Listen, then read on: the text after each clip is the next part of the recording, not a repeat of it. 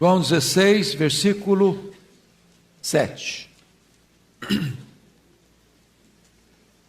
É Jesus Cristo quem está falando, e ele diz assim: mas eu vos digo a verdade, convém-vos que eu vá, porque se eu não for, o Consolador, o Espírito Santo, não virá para vós outros. Se porém eu for, eu vou-lo enviarei. É importante entender que Jesus Cristo subiu e o Espírito Santo desceu. E desceu para ficar para sempre com a igreja. Tendo o projeto redentivo, o Pai planejou a nossa salvação. O Filho historicamente nos redimiu na cruz. E agora o Espírito Santo aplica esta obra no nosso coração. Não haveria sequer um convertido sem a obra do Espírito Santo. É Ele quem nos convence de pecado. É Ele quem nos regenera. É Ele quem aplica a obra da salvação em nós. Tenho que concordar com o grande tribuno, o grande pastor, o grande pregador, talvez o maior pregador do século XIX, pregador batista, Charles Haddon Spurgeon, quando ele diz assim: é mais fácil eu acreditar que um leão tornar-se-á vegetariano do que acreditar que uma vida sequer possa ser salva sem a obra regeneradora do Espírito Santo de Deus. Nós precisamos conhecer a pessoa do Espírito Santo. Nós precisamos conhecer a obra do Espírito Santo. E Dr. Francis Chan escreveu um livro sobre o Espírito Santo com o seguinte título: O Deus Esquecido. E eu hoje queria pensar com você, primeiro ponto, a necessidade de se conhecer o Espírito Santo. Porque ao longo dos anos e dos séculos, a pessoa e a obra do Espírito Santo não receberam da igreja a merecida ênfase. Eu explico. Um dos primeiros documentos oficiais da igreja primitiva é o Credo Apostólico. E quando o Credo Apostólico vai expor o resumo, a essência da nossa fé, ele começa dizendo: crê em Deus Pai, Todo-Poderoso, Criador dos céus e da terra. E ele fala da pessoa do Deus Pai, da obra do Deus Pai.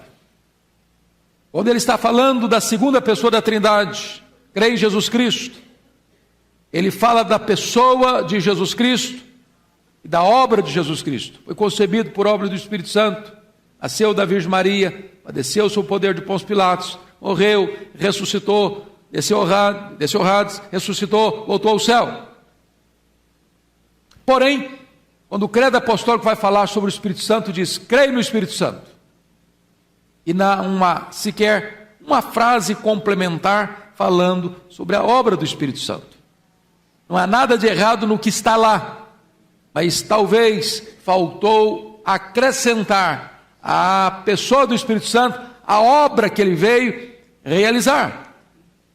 Se você examinar o período da patrística, o período dos pais da igreja, que é um período que vai do 1º ao 5º século, você não encontrará obras robustas, obras específicas que tratem da pessoa e da obra do Espírito Santo. Esse período, do chamado período patrístico, foi o período da formação das doutrinas da cristologia. Os concílios todos trataram dessa matéria. O concílio de Niceia, em 325, tratou da divindade de Cristo. Depois vem o concílio de Constantinopla, tratando da humanidade de Jesus Cristo. Depois vem o concílio de Calcedônia, tratando da pessoa divina humana de Jesus Cristo, a figura teantrópica de Cristo. Mas nesse período não se discutiu, não se aprofundou sobre a pessoa e a obra do Espírito Santo. Vem o período da Reforma, e os reformadores trataram da matéria de uma forma geral. Isso levou João Calvino, o reformador João Calvino, que foi o grande estruturador das doutrinas da Reforma, ele escreveu, já aos 26 anos de idade, a obra mais importante da história da igreja. Naquele período, sobretudo, as Institutas da religião cristã. Qual foi a base dele? O Credo Apostólico. Por isso que ele escreveu as Institutas em 4 volumes. Primeiro volume, creio em Deus Pai. Segundo volume, creio em Deus Filho. Terceiro volume, creio no Deus Espírito Santo. Quarto volume, creio na igreja. E por ele tratar deste assunto, ele foi chamado de o teólogo do Espírito Santo. Mas a primeira obra específica, robusta, sobre a pessoa e a obra do Espírito Santo, vai acontecer no século XVII, com um puritano John Owen, na Inglaterra. Depois, agora no século XX, Abraham Kuyper, na Holanda, que vai escrever também uma obra robusta sobre a pessoa e a obra do Espírito Santo. E hoje?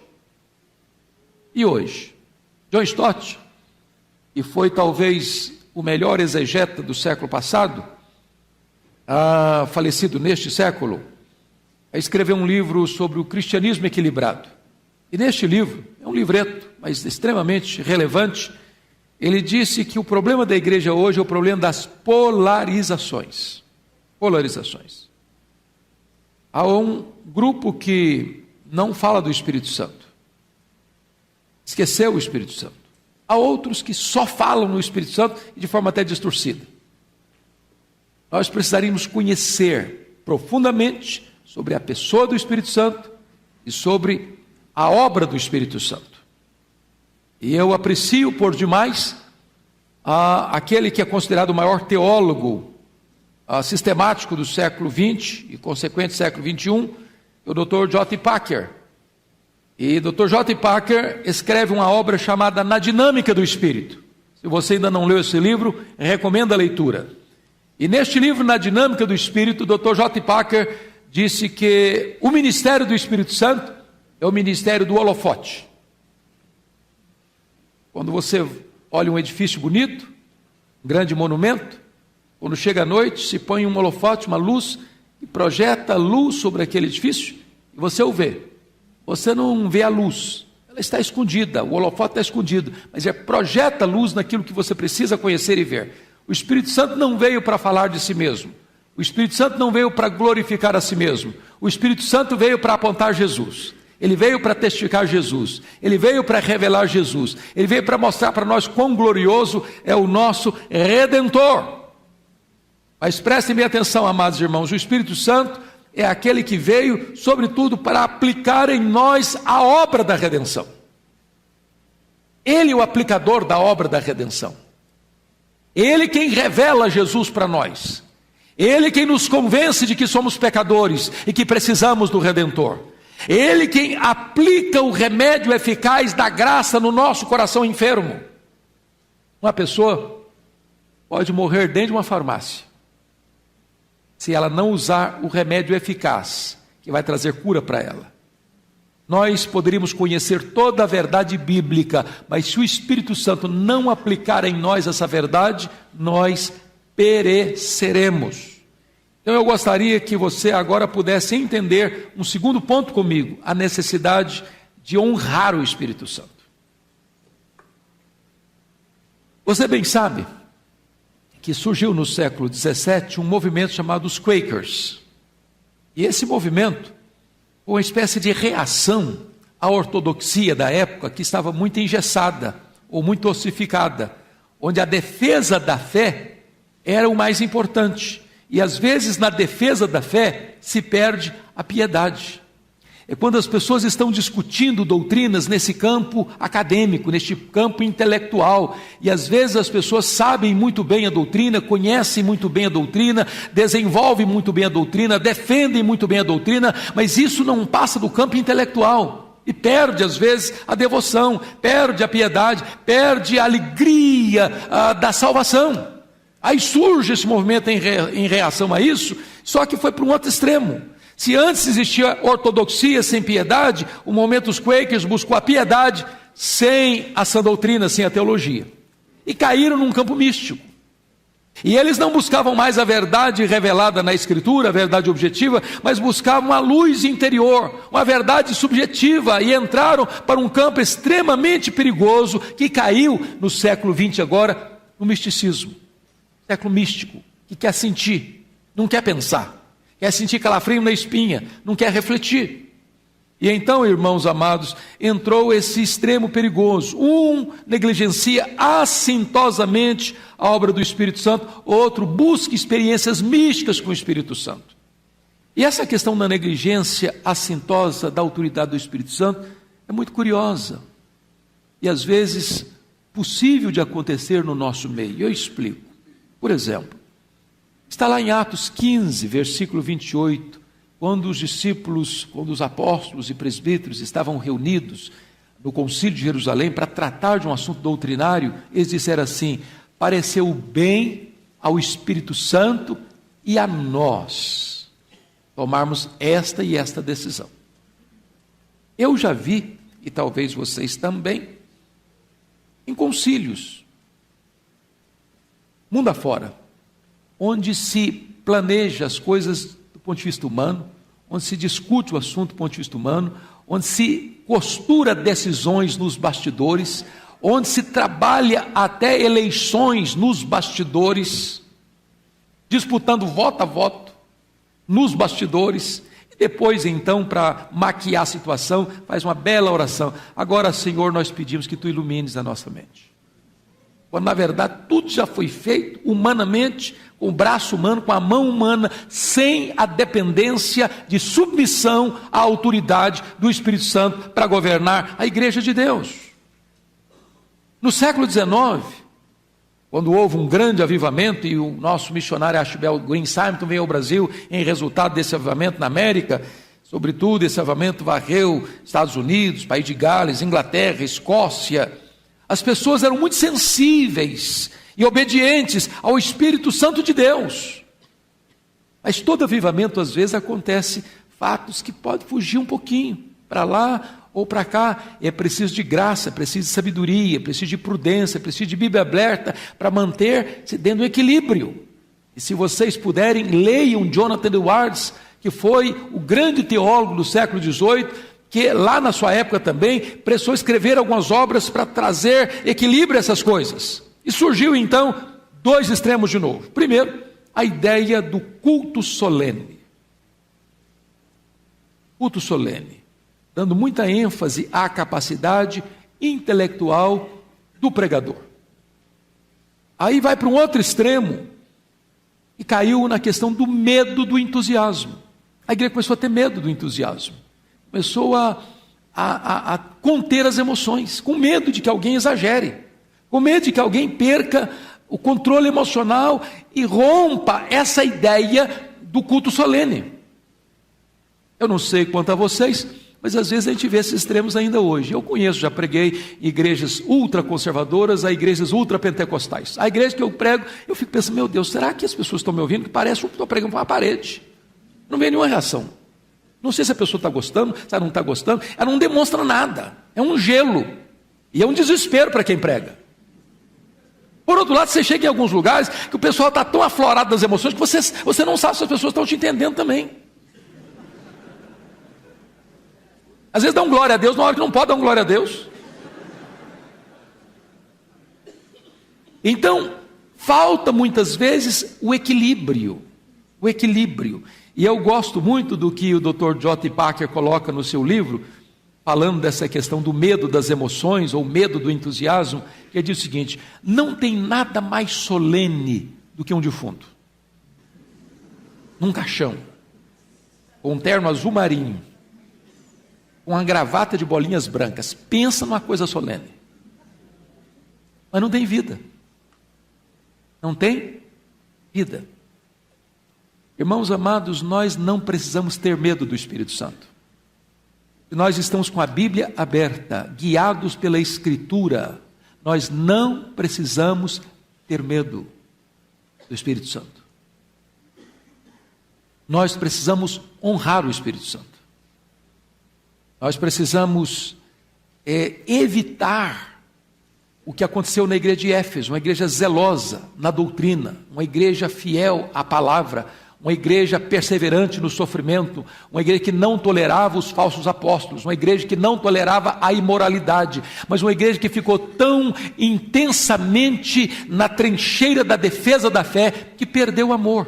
E Jesus diz: tem uma coisa, porém, contra ti, é que tu abandonaste o teu primeiro amor. Há muitos crentes, irmãos, que perderam o brilho dos olhos, que perderam o fervor espiritual, que perderam a alegria da salvação, que perderam a simplicidade da vida com Deus, que perderam essa experiência gostosa de comunhão com Deus, de exultar em Deus, de deleitar-se em Deus, de ter uma alegria indizível e cheia de glória. Como é que nós poderíamos recuperar isso?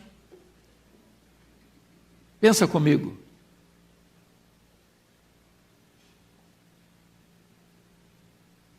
Nós corremos o risco daquela experiência de Eliseu, quando ele estava cortando lenha, e o machado caiu, foi para o fundo do rio, e continuar tentando cortar madeira com o cabo do machado. Já perdemos o poder do Espírito, já não se sabe mais o que é a unção do Espírito, já não sabe mais o que é a virtude do Espírito, e a gente faz, continua fazendo, a nossa força, o nosso poder. Zacarias, no seu tempo de reconstrução de Jerusalém, disse para o povo: não é por força, não é por poder, é pelo meu Espírito, diz o Senhor dos Exércitos. E nós precisamos entender, irmãos, aquilo que aconteceu com Geazi. Vocês se lembram que quando aquela mãe, cujo filho tinha acabado de morrer, e ela vai a Eliseu pergunta: vai tudo bem com você, com seu marido? E ela diz: vai tudo bem. E Eliseu mandou Geazi ao encontro dela. Ela não quis saber de Geazi, não. Foi no Eliseu. Foi no Eliseu. E Eliseu então entendeu o problema, pegou o Geazi e disse: vai lá, pega o meu bordão, bota no rosto do menino morto. E diz a Bíblia que o Geazi pegou o bordão de Eliseu, foi, botou no rosto do menino morto, o menino continuou morto. O problema não era o bordão. O problema é quem carregava o bordão. A Bíblia diz também em 1 Reis 17, 24, que aquela mulher de Sarepta disse para Elias: agora eu sei que tu és homem de Deus e que a palavra do Senhor na tua boca é verdade. Irmãos amados, o que nós precisamos entender com isso? Não basta apenas nós sermos fiéis, no sentido de crer exatamente no que está escrito, precisamos também da unção e do poder e do revestimento do Espírito Santo de Deus. Não basta carregar o bordão, é preciso do poder do Espírito Santo. Essa é uma grande necessidade da igreja, conhecer a pessoa e conhecer a obra do Espírito Santo de Deus. Então, nós precisamos unir as duas coisas: teologia e vida, credo e conduta, ortodoxia e piedade. Nós precisamos unir a palavra e o poder. E é isso que Jesus diz: errais não conhecendo as Escrituras e nem o poder de Deus. Hoje as igrejas que mais estudam as Escrituras não querem saber do poder de Deus. Outros que querem saber muito do poder de Deus não querem conhecer nada das Escrituras. As duas coisas precisam caminhar juntas: palavra e poder. O reino de Deus não consiste apenas de palavra, mas sobretudo de poder, o poder do Espírito Santo de Deus. Então, eu chamo a sua atenção agora para o terceiro ponto: a necessidade de conhecer a obra do Espírito Santo. Primeiro, irmãos, João 16, 9 diz que o Espírito Santo é quem nos convence de pecado. Sem o Espírito Santo, a igreja não terá consciência de pecado. Nem você, nem eu. Agora, se nós não estamos vendo consciência de pecado na nossa vida, na vida da igreja, não é porque nós estamos muito bons na fita, não. Porque está nos faltando o poder do Espírito Santo. Porque se você estiver numa penumbra, numa escuridão ou numa sombra, você não vê mancha, você não vê mácula. Vai se acender a luz, e quanto mais luz vier, mais você é capaz de enxergar os pontos de mácula, de mancha na sua vida. As pessoas que mais choram pelos seus pecados não são aquelas que mais pecam, são aquelas que mais perto de Deus estão, são aquelas em quem o Espírito Santo opera de tal maneira que, ao verem a glória de Deus, a santidade de Deus, gritam e clamam: ai de mim, Senhor, eu estou perdido. Nós precisamos do Espírito Santo, irmãos, para que haja arrependimento, para que haja choro pelo pecado, para que haja quebrantamento no meio da igreja de Deus. Falta isso hoje. Falta tristeza pelo pecado, muito ajuntamento, pouco quebrantamento. Olhe, por exemplo, a história dos avivamentos. Como é que eles começaram?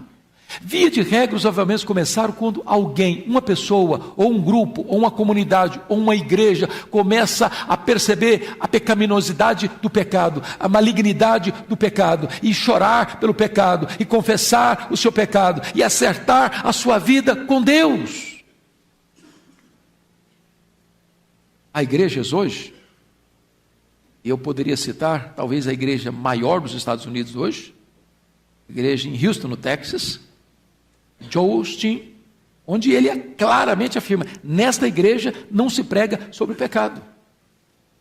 Pessoas já estão muito amassadas pela vida, vou pregar coisa que leva o povo para cima. Ora, mas onde está a obra do Espírito Santo? É o Espírito Santo que nos convence de pecado, e nós precisamos de convencimento de pecado, para não cairmos naquela história daquele pregador que foi fazer uma série de conferências numa determinada igreja, e quando ele estava indo, uma pessoa líder da igreja chamou a parte e disse: fulano, o senhor vai pregar aqui, mas o senhor muito cuidado, aqui o senhor não pode pregar sobre jogo, porque tem um pessoalzinho que gosta de fazer uma fezinha. Então, se o senhor pregar, vai constranger alguma pessoa da liderança. Aí outro foi adiante e falou: olha, o senhor aqui não pode pregar sobre mentira, porque tem algumas pessoas aqui que têm uma tendênciazinha para exagerar, para distorcer os fatos, contar mentira. Então, o senhor não fala desse assunto, não. Aí o outro levantou e falou: isso aqui, outro assunto, o senhor não pode falar também não, porque vai constranger algumas pessoas da igreja. Aí o camarada chegou no púlpito, pelo menos eu estou encrencado. Porque me falaram que eu não posso falar sobre jogo, não posso falar sobre isso, não posso falar sobre aquilo.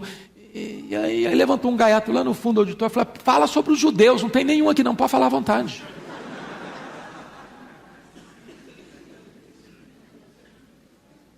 Se o Espírito Santo não agir, irmãos, nós bateremos palmas para nós mesmos, ou nós deveríamos botar a boca no pó e sermos convencidos do nosso pecado. Isso é obra do Espírito Santo. Segundo, o Espírito Santo é quem nos regenera. Preste bem atenção nisso. Se o Espírito Santo não agir, tirando a venda dos olhos, o tampão dos ouvidos, você vai entrar nesta casa domingo após domingo e vai escutar, e vai escutar, e vai escutar, e vai escutar, e vai escutar, e nada vai acontecer na sua vida. Vai entrar aqui, vai sair cá, e do mesmo jeito, nada vai mudar, nada. O pregador pode falar a verdade, ele pode ser eloquente, ele pode ser profundo, ele pode ser eficaz na sua comunicação, mas não vai ter mudança. Sabe por quê? Porque o homem não opera essa mudança. Se você não nascer da água e do Espírito, você não pode entrar no reino de Deus. Se você não for passar pelo processo do lavar regenerador do Espírito Santo, você não pode ser um crente verdadeiro. Seu nome não estará no livro da vida. E só o Espírito Santo regenera. É competência dele, é atribuição dele. É ele quem gera você de novo. É ele quem faz você ser nova criatura. É obra dele. O que é maravilhoso, e eu posso lhe garantir isso, é que o Espírito Santo é soberano. Ele sopra onde quer. Ouve a sua voz, não sabe de onde vem nem para onde vai. Assim é todo aquele que é nascido do Espírito Santo. Ele sopra, ele é livre, ele é soberano, ele é misterioso. E hoje ele pode soprar na sua vida e fazer de você uma nova criatura. Terceiro, é o Espírito Santo, irmãos, que nos batiza no corpo de Cristo. Você pode ser membro da Igreja de Pinheiros, você pode ser membro de qualquer outra igreja evangélica de São Paulo, do Brasil, ou do mundo. Você pode ser líder na sua igreja. Você pode exercer cargos importantes na sua igreja. Você pode ter ministério na sua igreja. Você pode ser alguém conhecido e famoso, mas só o Espírito Santo enxerta você lá dentro do corpo de Cristo e põe o seu nome no livro da vida e faz de você um membro do corpo de Cristo, da igreja do Deus vivo. Essa é a competência dele. Isso é obra dele. Isso é trabalho dele. Mas mais, em quarto lugar, o Espírito Santo é quem nos faz e nos transforma em santuários da habitação de Deus. Não sabeis vós que sois santuário de Deus e que o Espírito Santo de Deus habita em vós? Você já parou para perceber que gloriosa obra é essa? Que Deus não habita em tendas, que Deus não habita em santuários feitos por mãos humanas, que a Shekinah de Deus, a glória de Deus vem morar, é no Santo dos Santos, e os santos dos santos de Deus é o seu corpo. É o Espírito Santo quem faz de você morada de Deus. Você é santuário do Espírito Santo, e só o Espírito Santo capacita você para ser habitação do Deus eterno, que nem os céus dos céus pode contê-lo. Ele faz de você o templo da habitação de Deus. Ele habita em nós, ele mora em nós, a casa dele é nossa, é a nossa vida. É por isso que Paulo escreve aos Efésios no capítulo 3, dizendo o seguinte: e assim habite Cristo no vosso coração. E eu expliquei há poucos dias, numa das nossas salas aqui de escola dominical, que a palavra habitar ali, tem duas palavras no grego para habitar: a habitação do morador temporário. Por exemplo, você vai viajar, você chega num hotel, paga uma diária. Você chega a fazer o check-in, eles te dão uma chave, você entra naquele quarto. Naquele dia você é o morador daquele quarto, mas você não é dono daquele quarto. Você não pode mudar os móveis daquele quarto, você não pode fazer reforma naquele quarto, você não pode pegar aquele móvel e jogar fora e nem mudar. Você está ali, mas você não é dono daquela casa. Mas a palavra, e assim habite Cristo no vosso coração, não é essa, é o morador que é dono da casa. Você pode chegar na casa, você tem as chaves da casa, você pode fazer reforma na casa, você pode jogar os móveis fora que não serve para você, você pode mudar tudo naquele lugar. Você é dono, você tem plena autoridade para mudar tudo ali. Pois bem, o Espírito Santo fez de você casa de Deus, e Jesus Cristo é que mora nessa casa, e Ele recebeu todas as chaves para ser o dono dessa casa, dono da sua vida. Só o Espírito Santo capacita você para essa obra gloriosa do Espírito Santo. Mas mais que isso, é o Espírito Santo quem nos garante a vida eterna, irmãos. O apóstolo Paulo, escrevendo aos Efésios, diz que você que ouviu o Evangelho da verdade, você foi selado com o Espírito Santo da promessa. Você tem a marca de Deus, você tem o selo de Deus. E quando a Bíblia diz que você foi selado com o Espírito Santo, isso tem algumas coisas. Primeiro, o selo fala de propriedade. Porque Paulo escreveu isso para a igreja de Éfeso, e Éfeso era uma região onde tinha muita madeira, e as pessoas iam lá, compravam madeira e botavam o selo do dono na madeira, depois enviavam os seus empregados para trazer essa madeira na época oportuna. Então significa o seguinte: Jesus vai voltar, e se você tem o selo dele, você vai com ele, você vai para a glória com ele, você tem a marca dele, você é propriedade exclusiva dele, você tem o selo dele. Mas selo fala de outra coisa. Selo fala também de inviolabilidade. Significa que se Deus marcou você com a propriedade exclusiva dele, ninguém pode quebrar esse lacre, ninguém pode arrancar você das mãos de Deus. Você está seguro porque é propriedade exclusiva dele. É o Espírito Santo quem garante você, porque ele foi dado a você também não só como selo, mas foi dado a você como penhor. Sabe o que significa a palavra penhor? Na língua grega, essa palavra era a mesma palavra para anel do noivado. Quando você dá, você paga uma primeira prestação com a promessa de que vai continuar o pagamento e concluir o resgate daquilo que você comprou.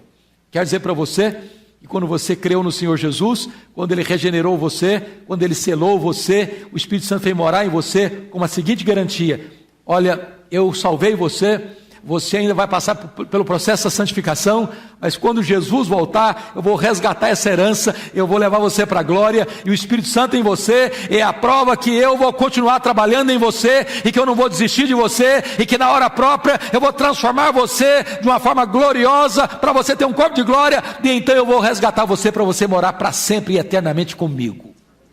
O Espírito Santo é que nos dá essa garantia. Mas tem mais.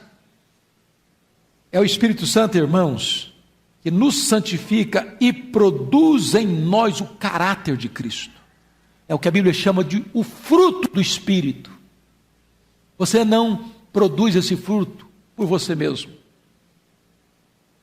Que fruto? Amor, alegria, paz, benignidade, bondade, mansidão, benignidade, longanimidade, domínio próprio. Você não tem isso porque você teve uma boa formação, você não tem isso porque você foi criado de uma maneira assim muito cuidadosa. Você só tem essas virtudes, que é a virtude do caráter de Cristo, quando o Espírito Santo habita em você, trabalha em você, santifica você, opera em você essa transformação de glória em glória na imagem de Cristo. Nós precisamos do Espírito Santo, irmãos, para não sermos, como Paulo diz lá em Coríntios, crentes carnais, crentes que resistem à obra de Deus, imaturos, bebês espiritualmente. Precisamos dessa operação em nós, a obra do Espírito Santo. Mas mais, é o Espírito Santo, meus amados irmãos, que nas horas mais difíceis da nossa vida, intercede por nós sobremaneira, com gemidos inexprimíveis. Preste bem atenção nisso. Este Espírito está em você, e nas horas difíceis da sua vida, dentro de você, Ele ora por você, ao Deus que está sobre você, de maneira intensa, de maneira agônica e de maneira eficaz. Esta é a obra do Espírito Santo na nossa vida.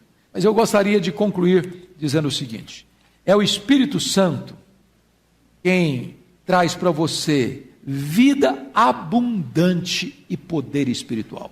Jesus Cristo disse algo maravilhoso lá em João 7. Ele diz assim: quem tem sede, venha a mim e beba. Quem crer em mim, como diz a Escritura, do seu interior fluirão rios de água viva. Ele disse isso com respeito ao Espírito Santo que eles haveriam de receber. Pense comigo nessa figura. Quem crer em mim, de que maneira? Como ensinou o teólogo A? Como ensinou o teólogo B? Como ensinou a igreja A? Como ensinou a igreja B? Não. Quem crer em mim, como diz a Escritura. Porque tem gente que crê em Jesus, mas não é o Jesus da Escritura. É o Jesus que opera milagres, é o Jesus que cura o enfermo, é o Jesus que dá prosperidade, mas a hora que fica doente, a hora que passa um aperto financeiro, não, eu decepcionei, não era isso que eu queria, eu me enganei. Bom, porque ele creu no Jesus errado. Ele creu no Jesus que pregaram para ele. Uma caricatura de Jesus. Mas se você crê no Jesus, como diz a Escritura, diz a Bíblia, que o Espírito Santo vem morar em você, e você experimenta aquilo que diz: do seu interior fluirão rios, não um rio, rios de água viva, vida plena, vida abundante, vida maiúscula. A pergunta que eu faço a você agora: é isso que acontece com você? É isso que você experimenta? É isso que você tem vivido? Ou nós precisamos deste poder na nossa vida? Ou temos negligenciado esta busca? A palavra de Deus não caducou, a promessa não falhou, Jesus não mentiu. Quem crer em mim, como diz a Escritura, do seu interior fluirão rios de água viva. E mais, esse Espírito é a fonte do poder. Jesus Cristo diz: mas recebereis poder ao descer sobre vós o Espírito Santo, poder que ele, Jesus, não abriu mão. Lá no seu batismo, ele foi revestido com esse poder. Com esse poder, ele vai para o deserto para ser tentado pelo diabo e vence o diabo lá no seu território. Com esse poder, ele volta para Galileia, abre o livro lá na sinagoga de Nazaré e lê no livro do profeta Isaías: o Espírito do Senhor Deus está sobre mim, pelo que me ungiu, para pregar, para libertar, para curar. Nesse poder, ele exerceu o seu ministério, andando por todo lado, libertando os oprimidos do diabo. Nesse poder, ele morreu. Nesse poder, ele ressuscitou. Com esse poder, ele voltou para o céu, e ele derramou o Espírito Santo para dar esse poder para você e para mim. Você e eu não podemos abrir mão desse poder. Oh, amados irmãos, quem sabe nós precisássemos hoje, em pleno século 21, redescobrir a pessoa e a obra do Espírito Santo, para não ter que repetir o título do Dr. Shen, o Deus esquecido, o Deus negligenciado.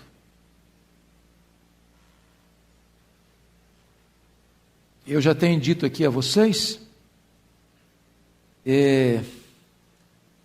uma coisa que marcou minha vida, e eu já tive em alguns lugares que marcaram profundamente a minha vida, mas nenhum teve o efeito tão profundo que teve quando em 1991 nós fomos à missão Quacisabando, onde aconteceu um avivamento maravilhoso, e eu nunca vi santidade de vida como vi naquele lugar, nunca vi.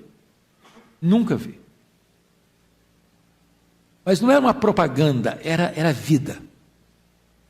Era uma coisa notória. Era algo tão sublime que constrangia o seu coração. Por exemplo, você está num culto público e mais de 100 crianças, a lona estendida na frente do púlpito, e criança em qualquer lugar do mundo, e você vê crianças com o rostinho no chão, joelhos orando. Eu não vi isso em lugar nenhum do mundo mais. Vi lá. E a oração que aqueles irmãos fizeram, e fizeram a fio, para a chegada do avivamento, foi esta: Deus, Tu já fizeste tantas vezes, em tantos lugares, faz de novo, Senhor. Faz de novo. Faz de novo. Irmãos, vocês e eu temos lido muitos livros sobre avivamento. Vocês e eu temos conhecimento de tantos lugares onde Deus agiu poderosamente, mudando o cenário, como aconteceu na Coreia em 1907, e até hoje temos reflexo do avivamento, como aconteceu lá na Nova Inglaterra, no século XVIII, na época de Jonathan Edwards, como aconteceu nos Estados Unidos, na época de Dwight Lyman Moody, como aconteceu no país de Gales, em 1904, com Evan Roberts, como aconteceu lá na África do Sul, em 1966, com Ellen Stiggin. Talvez nós pudéssemos pedir a Deus o que Simon experimentou quando veio para cá. Sabe qual é o último pedido de Simonton no seu diário? Senhor, nós precisamos de um batismo de fogo, revestimento deste poder, capacitação deste poder. Não basta ser um teólogo e saber que essas coisas existem, não basta ser um historiador e saber que onde aconteceu, quando aconteceu, como aconteceu. Não basta apenas você relatar esses fatos. Talvez a oração nossa hoje deveria ser: Senhor, faz de novo. Senhor, faz de novo. Senhor, nós não queremos apenas ouvir falar, nós queremos também experimentar. E eu queria concluir a minha fala dizendo o seguinte, irmãos: esta igreja, vocês sabem, a Igreja Presbiteriana de Pinheiros, pastor Arival, seus presbíteros, seus pastores, é uma igreja seriamente comprometida com a Escritura. Nós não queremos ir 1 centímetro além da Escritura, mas também não gostaríamos de ficar 1 centímetro aquém da Escritura. Nós não queremos nada que não venha de Deus, mas nós queremos tudo que Deus tem para nós. Tudo que Deus tem para nós. A nossa oração é a mesma: faz de novo, Senhor. Faz de novo. E Deus nos ajude a não entristecer o Espírito Santo. E Deus nos ajude a não apagar o Espírito Santo. e Deus nos ajude a sermos cheios do Espírito Santo. Você quer isso para a sua vida, irmão? Você quer isso, irmã? Vamos orar juntos, então?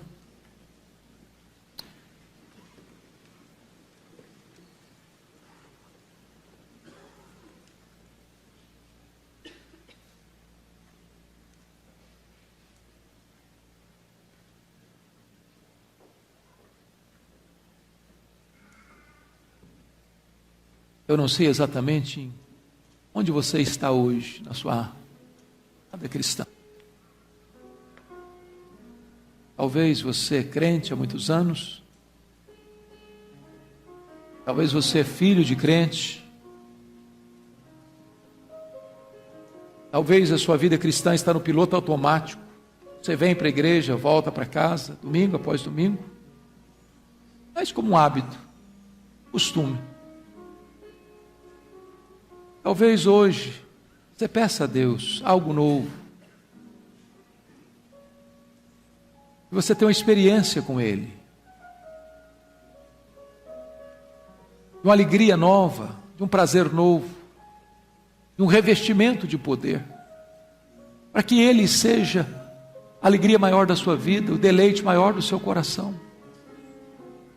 Você não será apenas um religioso, mas de você conhecer a plenitude do Espírito Santo, o revestimento de poder.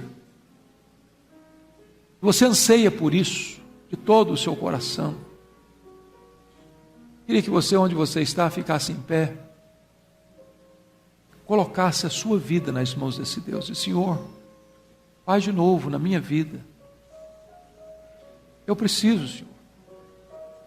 Eu não quero apenas sair daqui do mesmo jeito que eu entrei. Eu não quero apenas viver minha vida como sempre vivi, apenas sabendo, mas sem experimentar esses rios de água viva, esse revestimento de poder, ter na minha vida o fruto do Espírito. Faz de novo na minha vida, Senhor. Ó Deus, nós te rendemos graças nesta noite, pela pessoa bendita, divina, onipotente do Espírito Santo. O Deus que habita em nós, que foi derramado sobre nós, para ficar para sempre conosco. Nós te exaltamos, ó Deus Pai, ó Deus Filho, ó Deus Espírito Santo. Tu és digno de honra, de culto e de adoração. Nós te adoramos, Deus, pela obra do Espírito Santo. Ai de nós, se o Espírito Santo não tivesse derramado sobre nós. Foi Ele quem abriu os nossos olhos. Foi Ele quem tocou o nosso coração. Foi Ele quem nos regenerou para uma viva esperança. Foi Ele quem nos habitou e nos deu dons, e nos deu fruto, e nos deu poder. Foi Ele quem nos selou para o dia da promessa, o dia da redenção. Foi Ele quem nos foi garantia de que a redenção vai ser completada até o dia final. Glória ao teu nome, porque o Espírito Santo está em nós. E nós agora te pedimos, Deus, dá-nos sensibilidade, obediência, para não entristecermos o teu Santo Espírito, para não apagarmos o teu Santo Espírito, para não sermos rebeldes ao teu Espírito. E Senhor, encha-nos do Espírito, Senhor, enche-nos do Espírito, reveste-nos com o teu poder. Aquilo que nós já lemos, que nós já ouvimos, Senhor, faz de novo aqui nesse lugar. Restaura a nossa sorte e dá-nos alegria de conhecer na prática o que significa esses rios de água viva fluindo do nosso interior. E seja assim, Senhor, em nome de Jesus. Amém.